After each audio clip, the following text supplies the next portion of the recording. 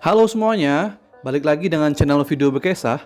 Baiklah, kali ini kita akan membahas seputar Peraturan Menteri Pendayagunaan Aparatur Negara dan Reformasi Birokrasi Republik Indonesia Nomor 27 Tahun 2021 tentang pengadaan pegawai negeri sipil.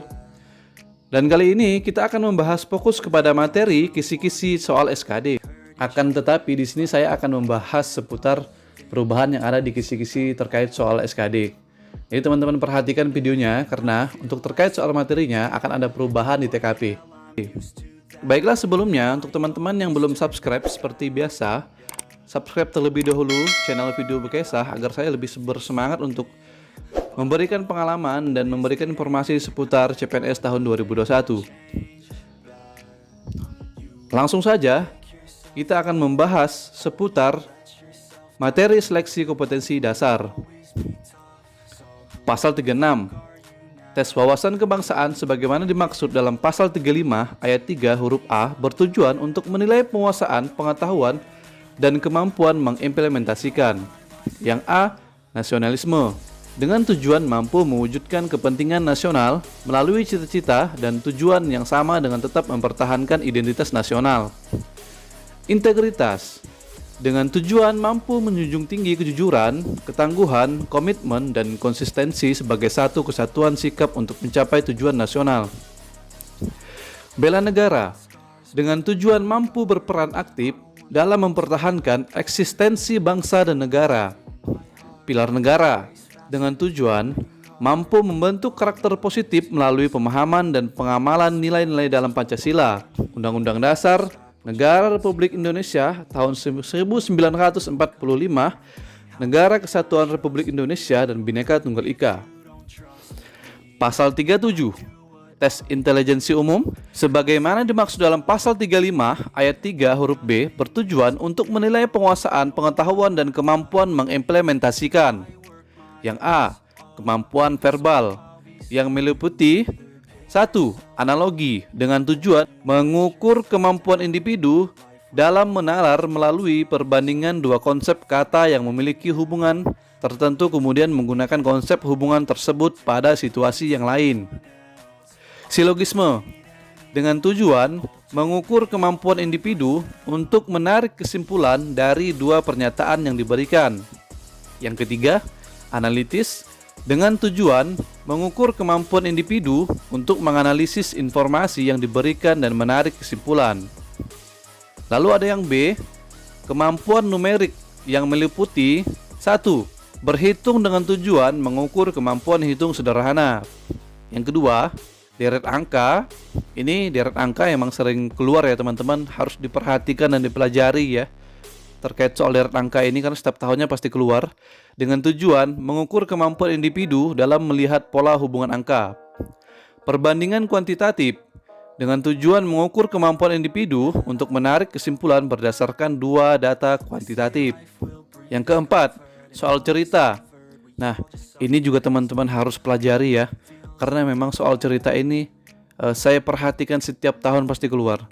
Dengan tujuan mengukur kemampuan individu untuk melakukan analisis kuantitatif dari informasi yang diberikan. Lalu ada yang C, kemampuan figural, yang meliputi 1. Analogi, dengan tujuan mengukur kemampuan individu dalam bernalar melalui perbandingan dua gambar yang memiliki hubungan tertentu kemudian menggunakan konsep hubungan tersebut pada situasi yang lain. Yang kedua, ketidaksamaan, dengan tujuan mengukur kemampuan individu untuk melihat perbedaan beberapa gambar. Dan yang ketiga, serial, dengan tujuan mengukur kemampuan individu dalam melihat pola hubungan dalam bentuk gambar. Ini kemampuan figural juga setiap tahunnya pasti keluar ya. Ini juga teman-teman harus wajib pelajari. Lalu kita lanjut kepada pasal 38, tes karakteristik pribadi sebagaimana dimaksud dalam pasal 35 ayat 3 huruf C. Bertujuan untuk menilai penguasaan, pengetahuan, dan kemampuan mengimplementasikan. Ada yang A, pelayanan publik, dengan tujuan mampu menampilkan perilaku keramah tamahan dalam bekerja yang efektif agar bisa memenuhi kebutuhan dan kepuasan orang lain sesuai dengan tugas dan wewenang yang dimiliki. Yang ke B, jejaring kerja, dengan tujuan mampu membangun dan membina hubungan, bekerja sama, berbagi informasi, dan berkolaborasi dengan orang lain secara efektif. C. Sosial budaya, dengan tujuan mampu beradaptasi dan bekerja secara efektif dalam masyarakat majemuk, terdiri atas beragam agama, suku, budaya, dan sebagainya. D. Teknologi, informasi, dan komunikasi, dengan tujuan mampu memanfaatkan teknologi informasi secara efektif untuk meningkatkan kinerja. E. Profesionalisme, dengan tujuan mampu melaksanakan tugas dan fungsi sesuai dengan tuntutan atau jabatan. F. Anti-radikalisme. Nah, untuk anti-radikalisme ini mungkin yang terbaru ya. Kalau tidak salah saya sih ini yang mengganti bahasa Indonesia kawan-kawan sekalian. Karena ini saya perhatikan di tes karakteristik pribadi ini atau tes TKP ini tidak ada bahasa Indonesia. Akan tetapi di sini ada yang baru, yaitu tes anti-radikalisme. Dengan tujuan menjaring informasi dari individu tentang pengetahuan terhadap anti-radikalisme, kecenderungan bersikap dan bertindak saat menanggapi stimulus dengan beberapa alternatif situasi. Nah, mungkin hanya itu ya teman-teman yang dapat bisa saya sampaikan terkait soal kisi-kisi materi tentang SKD. Dan saya harap di sini tidak banyak perubahan, akan tetapi ada juga beberapa yang baru.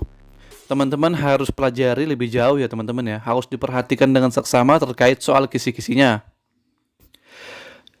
Ini ada sedikit bocoran ya teman-teman terkait soal durasi ya. Ketentuan SKD, tidak apa-apa saya bacakan aja dulu. Di sini di paragraf 6 di ketentuan SKD, jumlah komposisi soal, tata cara penilaian dan nilai ambang batas SKD ditetapkan oleh menteri. Nah, yang menarik di sini adalah pelaksanaan SKD yang menggunakan sistem CAT sebagaimana dimaksud dalam pasal 35 ayat 1 dilaksanakan dalam durasi waktu 100 menit. Jadi untuk pengalaman pribadi saya sebelumnya terkait soal durasi waktu itu saya mengerjakan selama 90 menit teman-teman. Kalau untuk tahun 2019-2018. Nah, akan tetapi di tahun ini ada yang beda ya. Di sini untuk durasinya ditambah menjadi 100 menit.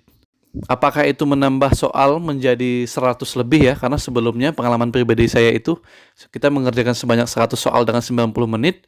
Dan sekarang durasi waktunya bertambah menjadi 100 menit. Apakah soalnya juga akan bertambah atau tetap sama? Baiklah, hanya itu yang dapat kami sampaikan. Semoga membantu ya teman-teman. Segitu dulu semuanya. Bye-bye.